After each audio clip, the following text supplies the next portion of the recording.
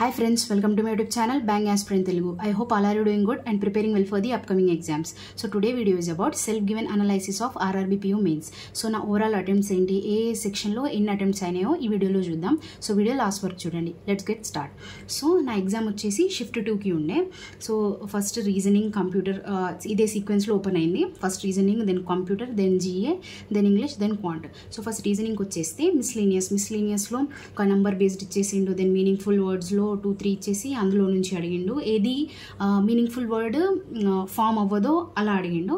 Then DS అడిగిండు. Then పజిల్స్లో square based, comparison based. Square based ఇలా ఇచ్చేసి 4 ఇన్సైడ్ 4 అవుట్ సైడ్ అండ్ ఒక వేరియబుల్ అంటే వాళ్ళ సిటీ, ఏ సిటీకి చెందిన వాళ్ళు అలాంటిది ఒక వేరియబుల్ బేస్డ్ ఇచ్చేసిండు. దెన్ కంపారిజన్ బేస్డ్లో 5 మెంబర్స్ ఇచ్చేసి ఏబిసిడి ఇచ్చేసి ఏ కలర్ బ్యాగ్స్ అది ఇచ్చేసిండు. దెన్ సిలాగ్జంలో వచ్చేస్తే డస్ నాట్ ఫాలో అడిగిండు.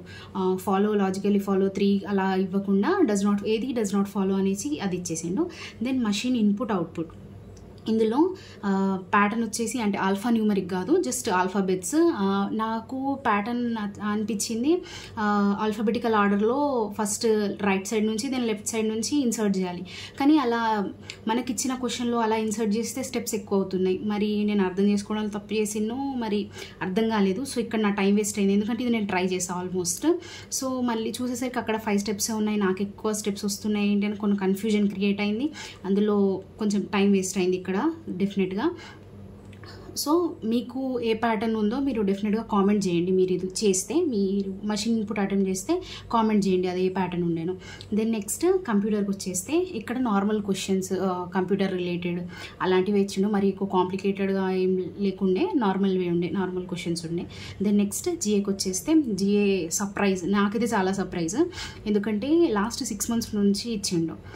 నేను మోస్ట్లీ సెప్టెంబర్, జూలై, ఆగస్ట్ ఇవి చదివేసా, జూన్ ఇవి చదివినా. కానీ వాడు క్వశ్చన్స్ ఏప్రిల్, మే నుంచి ఈవెన్ దానికన్నా ముందు నుంచి కూడా అడిగిండు. సో ఎలాంటి అంటే కరెంట్ అఫైర్స్ క్వశ్చన్స్ ఎలా అనిపించింది నాకంటే, బ్యాంకింగ్ ఎగ్జామ్స్ కరెంట్ అఫైర్స్ కాకుండా ఇప్పుడు SSC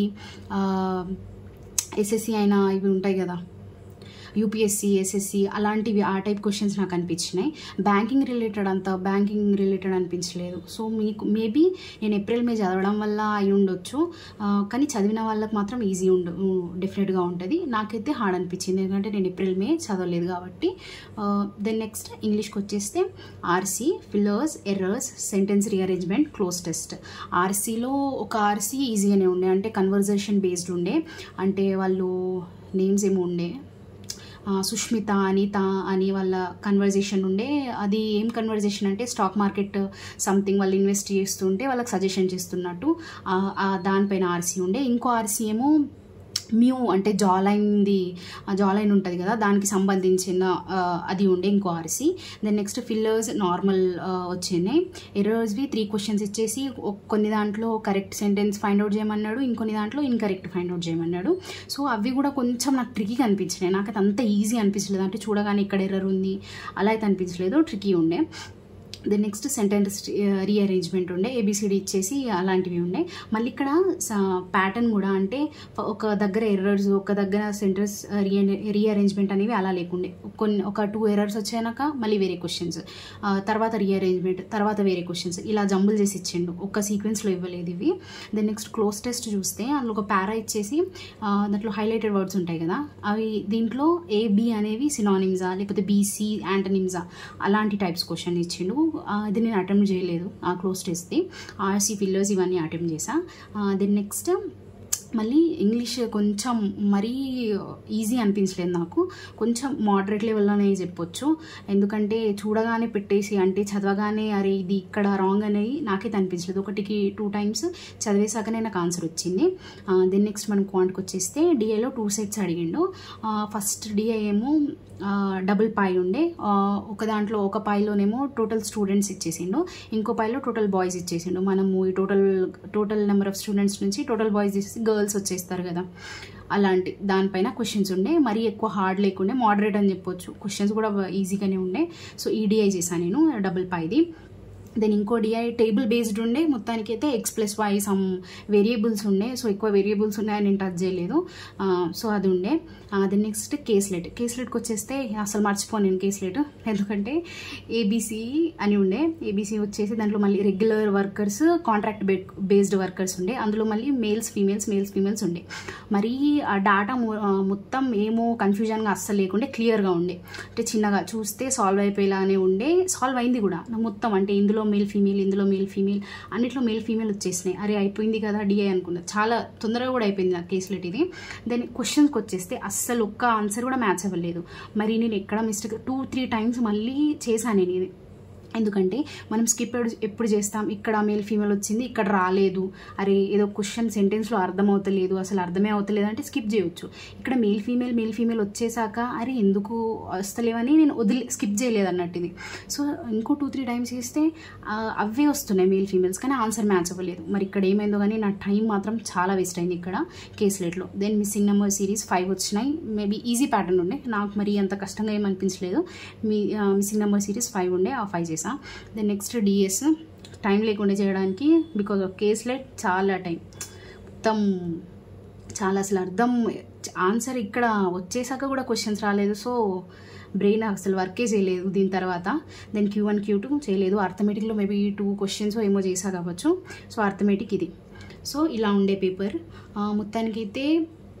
reasoning, computer, GA, English, quant మరీ డిఫికల్ట్ కాకుండా మరీ ఈజీ కాకుండా మోడరేట్ ఉండే. మేబీ జిఏ నేను చదవలేదు కాబట్టి నాకు హార్డ్ అనిపిస్తుంది.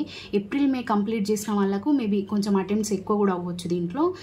ఇంగ్లీష్ ఈసారి కొంచెం నాకు హార్డ్ అనిపించింది. క్వాంట్ నాకు ఎప్పుడు హార్డ్ అనిపిస్తుంది. మేబీ కేస్లెట్ వల్ల ఇంకా నేను డిసప్పాయింట్ అయినా కేస్లెట్ వల్ల, ఎందుకంటే అది వచ్చేసినాక కూడా ఆన్సర్స్ రాలేదు కాబట్టి కేస్లెట్ వల్ల డిసప్పాయింట్ అయినా. లేకపోతే ఇందులో ఇంకా మార్క్స్ స్కోర్ చేయొచ్చు, ఇందులో చేయొచ్చు. మరీ అంత ఎక్కువ హార్డ్ ఏం రాలేదు. దెన్ నెక్స్ట్ ఇది కేస్లెట్ చేస్తుంటే డెఫినెట్గా మార్క్స్ ఇంక్రీజ్ అయ్యేవి నావి. సో ఇది కొంచెం డిసప్పాయింట్ అన్నట్టు అంతే. సో ఇలా రీజనింగ్ వచ్చినట్టే అనిపిస్తుంది. ఏమో మరి ఆ అటెంప్ట్స్ ఏమో పడిపోతాయి, ఏమవుతుందో ఏమో నా రీజనింగ్ అయితే. ఇక్కడ మషిన్ ఇన్పుట్లో సేమ్ ఆ ప్యాటర్న్ క్రాక్ అయింది, కాకపోతే క్వశ్చన్స్ ఇక్కడ మషిన్ ఇన్పుట్ ఎలానో ఇక్కడ కేస్లెట్ అలా అయిపోయింది ఈ పేపర్ నాది. స్టార్టింగ్ ఒక డిసప్పాయింట్మెంట్, ఎండింగ్ ఒక డిసప్పాయింట్మెంట్ లాగా అయిపోయింది. సో నా అటెంప్ట్స్ సెక్షన్ వైజ్ చూద్దాం ఇప్పుడు. సో రీజనింగ్లో నా అటెంప్ట్స్ 17, రీజనింగ్లో 17, దెన్ కంప్యూటర్లో 31, జిఏలో 17, ఇంగ్లీష్లో 26, క్వాంట్లో 13.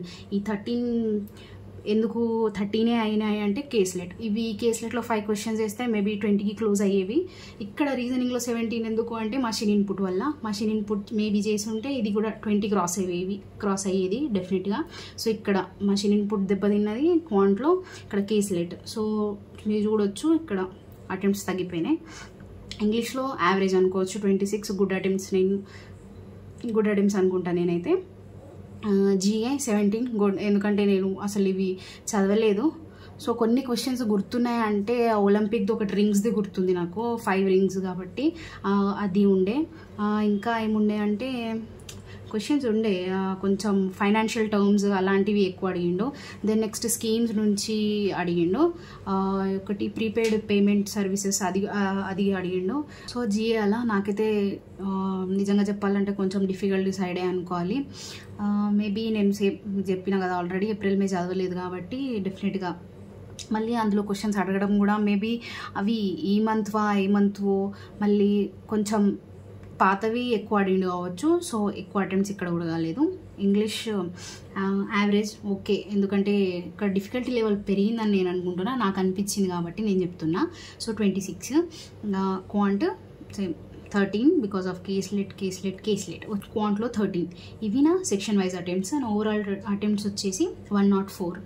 సో ఓవరాల్ అటెంప్ట్స్ ఇన్ని. సో చూడాలి ఇంకా అక్యూరసీ వచ్చేస్తే మేబీ 85 to 90 అనుకోవచ్చు. 85 మరీ 100% అక్యూరసీ అంటే కాదు, 85 to 90, ఎందుకంటే అటెంప్ట్సే పెరగలేదు, అలానే మొత్తానికి గెస్ వర్క్ ఏం చేయలేదు, కానీ 85 to 90% అక్యూరసీ ఉంది నాది. ఓవరాల్ అటెంప్ట్స్ వచ్చేసి 104. సో మీ ఎగ్జామ్ ఏ షిఫ్ట్లో ఉండేనో, మీకు పేపర్ డిఫికల్టీ లెవెల్ ఎలా అనిపించింది, మీ section wise attempts and overall attempts మీరు డెఫినెట్గా కామెంట్ చేయండి. సో ఇంకా ఆర్ఆర్బిపిఓ మెయిన్స్ అయిపోయింది, అటెంప్ట్ చేశారు అయిపోయింది, మళ్ళీ దాని గురించి ఎక్కువ ఆలోచించకండి. నెక్స్ట్ ఆర్ఆర్బి క్లర్క్ ఉంది, దాని మీద ఫోకస్ చేయండి. 5 days మొత్తం కరెంట్ అఫైర్స్ మంచిగా రివైజ్ చేసుకోండి. చదవనివి ఏమైనా పాతవి కరెంట్ అఫైర్స్ ఉంటే అవి ఇప్పుడు చదివేసేయండి, మళ్ళీ ఎక్కువ ఛాన్స్ తీసుకోలేము కదా. సో ఆర్ఆర్బి క్లర్క్ మీద షిఫ్ట్ అయిపోండి. మేబీ ఈరోజు మొత్తం రెస్ట్ తీసుకొని నెక్స్ట్ డే నుంచి ఆర్ఆర్బి క్లర్క్ మొత్తం ప్రాక్టీస్ చేయండి. So that's it for the video. మీకు ఈ వీడియో హెల్ప్ఫుల్గా అనిపించినట్లయితే, మీరు నాకేమైనా సజెషన్స్ ఇవ్వాలనుకున్నా, మీకు ఏ టాపిక్ పైన వీడియో కావాలనుకున్నా, do let me know in the comment section. I hope you love this video. See you in the next video. Bye bye.